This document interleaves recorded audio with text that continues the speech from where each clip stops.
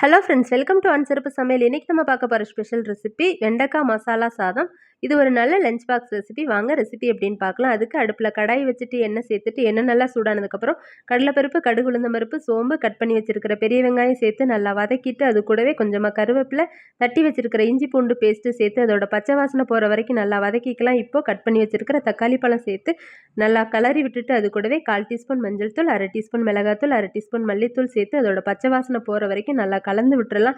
இப்போ இந்த ஸ்டேஜில் இந்த காய்க்கு தேவையான அளவு உப்பை சேர்த்துடலாம். சேர்த்து அதையும் மிக்ஸ் பண்ணி விட்டுட்டு அது கூடவே கட் பண்ணி வச்சுருக்கிற வெண்டைக்காய் சேர்த்துக்கலாம். இந்த அளவுக்கு கட் பண்ணிக்கோங்க, சரியாக இருக்கும். சேர்த்துட்டு இந்த மாதிரி தட்டு மூடி வச்சு ஒரு 10 நிமிஷத்துக்கு சிம்மில் வச்சு பொறுமையாக கலரி விட்டு காய் வேகிற வரைக்கும் திறந்து பார்த்து அப்பப்போ கலரி விட்டு எடுத்து ஓப்பன் பண்ணுங்கள். இந்த மாதிரி நல்லா வெந்து வந்திருக்கும். இப்போ நம்மளுக்கு வெண்டைக்காய் ரெடி ஆயிடுச்சு.